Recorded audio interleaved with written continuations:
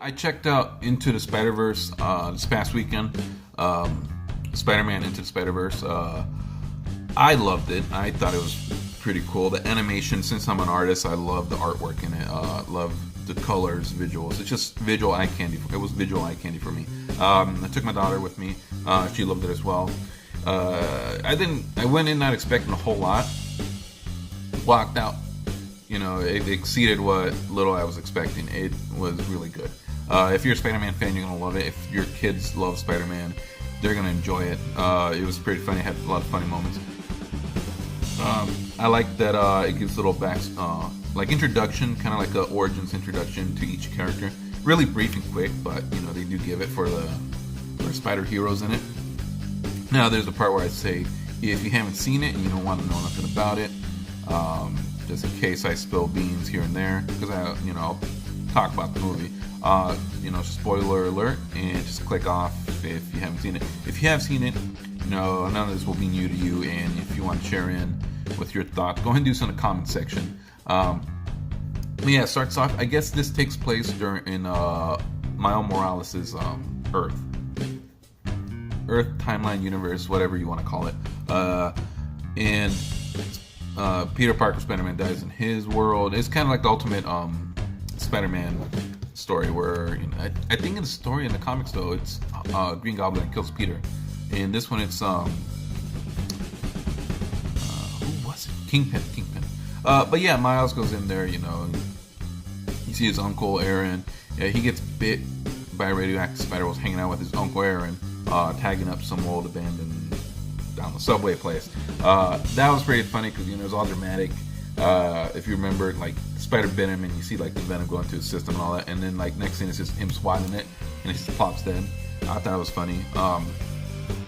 He goes back for some reason. Like, I forget why he goes back. He goes back though, and but in school he goes back after experiencing like a bunch of weird stuff, like sticking to walls and all that stuff. Just realizing in Spider-Man comics, hey, this it happened to Peter Parker. And Gwen Stacy is a classmate of his, and I don't know what he tried to put his hand on her shoulder. I don't know. He got his hand stuck on her hair, and they ended up cutting it and shaving it. And then he's just going through all these things. He ends up back at where he was with his uncle, and finds out there's some issue going on with Spider-Man, and he's fighting Green Goblin, and then Kingpin's there, and all this stuff. And I don't know.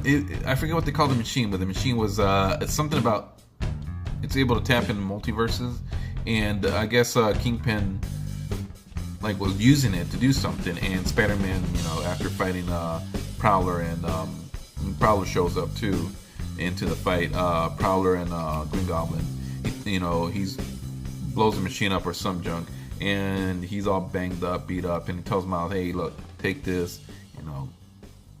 It was like a flash drive, and stick it in that thing, and just stop it from working. But he's all banged up now. He's busted up pretty bad, and so Miles leaves. Kingpin shows up, and that's when he says something to Kingpin that kind of gives you an idea of, not without revealing too much, gives you an idea of what Kingpin's trying to do. And he tells Kingpin, "Hey, look, I know what you're trying to do, and I've seen it. There's no bringing him back." And later you find out it's Kingpin's trying to bring back his wife and kid, Vanessa, and I forget the kid's name, Kingpin Jr. Let's call him that. But then he's PO'd, and he kills Spider-Man right there, just crushes him. And Death of Spider-Man is all over the news. 26-year-old Peter Parker was Spider-Man, blah blah blah, and so on and so forth. And he had kind of blondish hair. It kind of reminded me of Ben Reilly. So Miles goes and visits the grave, and that's the scene where Peter Parker from another multiverse shows up, scares the crap out of him and all that. When they escape and all that from the cops, and he's explaining, "Hey, and that's when it gives a little introduction, kind of like the origins. Like, this is Peter Parker from this timeline, and this is why it's happened, and this is how he got here," kind of thing. And then they bump into what's her name? Gwen Stacy, Spider-Gwen, Spider-Woman, as in the comics. And it turns out she's also from a different multiverse. She was there undercover trying to find out how to get back. all three of them end up going back to Aunt May of Miles' universe, and Aunt May kind of already, like, I guess, expected them. I don't know, she tripped out about the Peter Parker because, you know, Peter died, and now you got Peter back, but, you know, you got brown hair and you got somewhat of a gut, and it looks older and tired, and so she takes them to, like, Spider Cave. That's the only way I can explain Spider Cave. And there's three others there. There's Spider-Ham, Penny, was it Penny? Penny Parker? Or Pat Parker? I think it was Penny Parker. And you got, I don't know how to pronounce that word. Nor? Spider-Man? I don't know, it's like, he looks like a 1920s detective. He has a trench coat, he's black and white. His world's in black and white. Kind of like that movie, Bruce Willis was in it, I think. Sin City, where everything's black. That's his world. So they had gone to Aunt May's as well. So Aunt May was kind of like not shocked that there's more spider people. So they all decided, okay, we got to get back home. You know, they're glitching and like, because they're not supposed to be there. Long story short, Miles learns how to use his powers. You know, comes, saves the day. They all kind of go their separate ways to their multiverses, and pretty much it. They left it open for a part 2, and I'm pretty sure I read somewhere that they're gonna do a spin-off with the Spider-Women, like all the Spider-Women, Spider-Gwen, I'm sure Spider-Woman, Silk. I know Mary Jane's in there too. Those are the only ones I could think of, Spider-Women and Spider-Verses.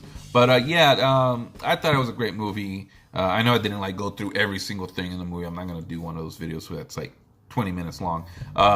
If you saw the movie, then you already know what goes on in the movie. I really enjoyed it. My daughter enjoyed it. Can't wait for the next one. Honestly, I thought it was very enjoyable. I actually want to see it again, and this time I kind of want to see it in 3D because I know they had a 3D showing, but I didn't go to that one. But I was like, man, you know, I left there curious what that would look like 3D, and yeah, I know when it comes out on DVD, Blu-ray, whatever, I'm gonna buy it for sure. But yeah, you know, if you saw the movie, you want to give your 2 cents on that, you want to give your thoughts on that, go ahead and do so in the comment section. And if you want to chime in and think, give your speculations on what the sequel is going to be, because it left off in the sequel. The way it ended was with Miles is chilling, head back, he's on the spell, and all of a sudden this portal opened up in front of him, and you hear Gwen Stacy, call out to him. So, and it left off at that. Yeah, you want to give your thoughts on what you think is going to happen next, go ahead and do so in the comment section as well. And that's all I got for you guys, really. It's a great movie. I enjoyed it. I loved it. I'm going to buy it when it comes out on DVD, Blu-ray. Very enjoyable. I'm sure, I'm pretty confident that if you have kids and go take them to this, they're going to enjoy it as well. You're going to enjoy it as well. It had a lot of funny moments, and just, like I said, the visuals in this movie were amazing.